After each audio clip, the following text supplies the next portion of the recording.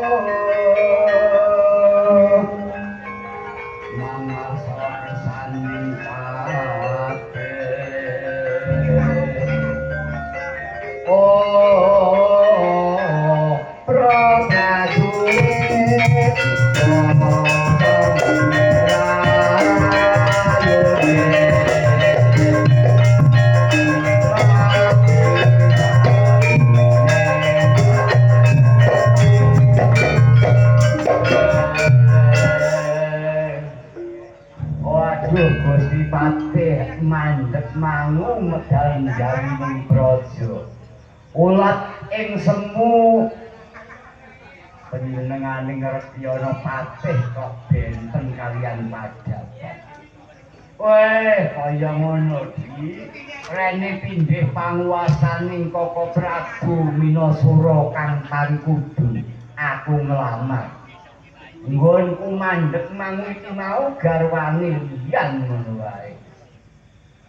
Rene kabeh mau ya mung kesane Koko Prabu Minasura ya ora dadi boyo pengapa. Sadurunge wong jenenge utusan iki wis dadi gagasane pun Kakang. Nanging kepiye meneh?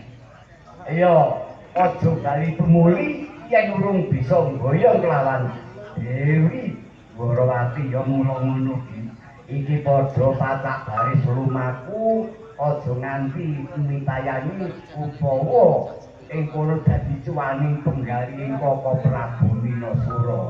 Mulane untaping para wadya medal yoga aku marang nyang kraton ing Majapahit busana nganti kawijian.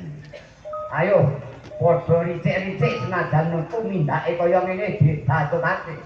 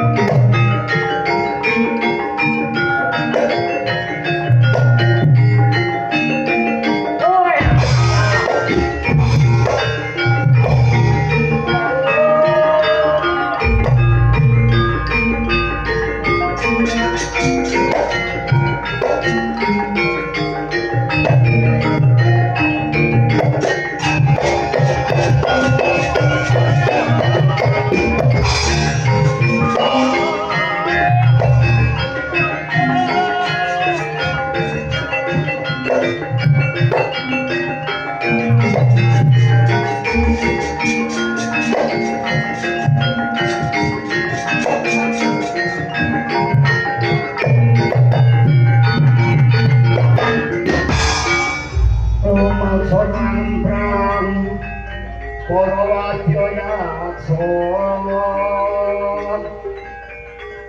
saking samudra kasarane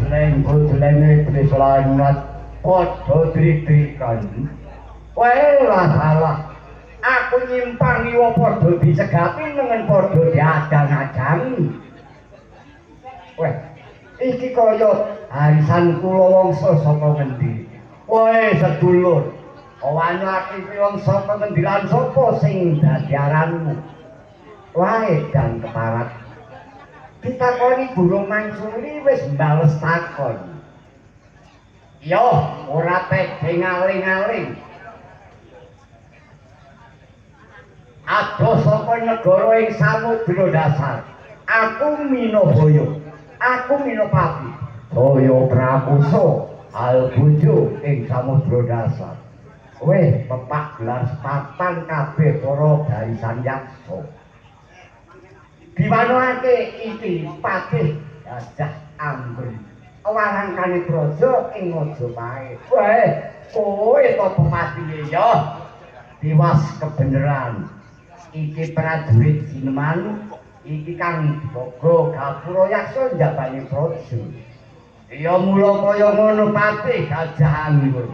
Kaya wanter dawuh timbalan dalem ingkang sinuwun Prabu Minasura. Dina iki aku ngaturake caraka utawa ijoan lesam sing wigati aku bakal ketemu kelawan panjenengane Brawijaya Andong Jaya ordine karep apa kowe tak kandhani niat aku nglamar kelawan Dewi Dwarawati welah salah tembung sing kaya ngono kuwi ngempeng kala ginjah pati weh Minabaya Minopati sakeranda kowe tak kandhani kowe yen bali penak awakmu jujur kalomu ning nek kowe ndadak dadi garapane wong saka Majapahit weh pamer kasumpipian aku tumuli baline Majapahit tanpa mboyong Dewi Dwarawati ditugel sanggaku mula Gajah Anggon sumingkir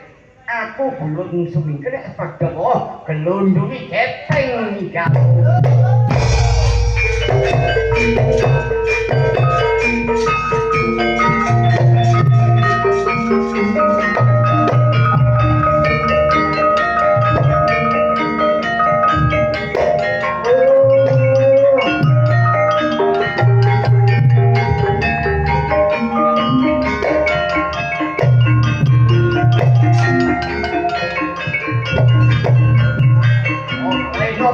Kamu terpaksa kamu bergantau.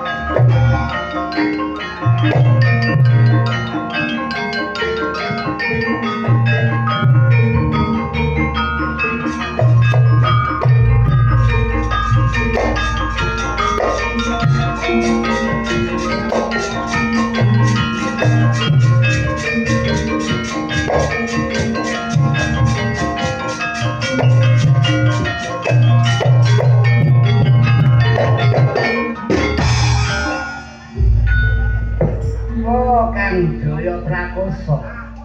Walah, lagi iki nggonku peperangan.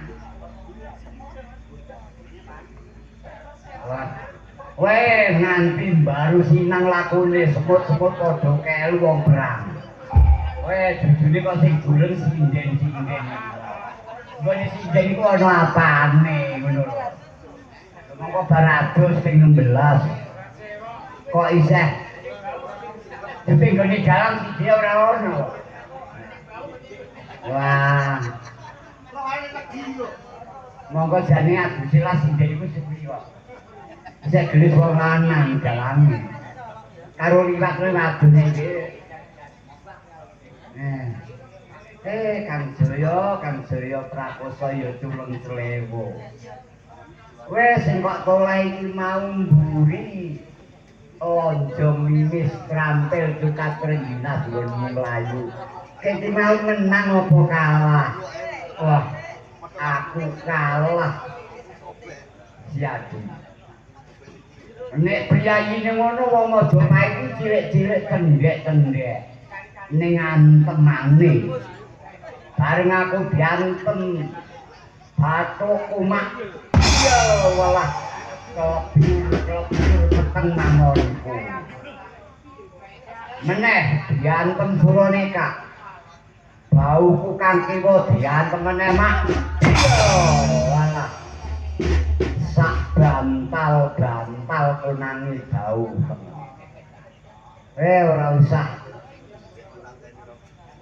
ngunggung kelawan musuh mundak gedhi atine. Kowe sewani perang meneh apa ora? Aku wis ora wani peperangan meneh kelawan prajurit-prajurit Majapahit. Yen pancen kaya ngono. Jaya Prakosa sumingkir sak tentara. Tak cekele prajurit saka Majapahit ya nanging sing ati-ati. Sing ati-ati tenan, butuhmu selamat. Wah. Sebagai pengalah.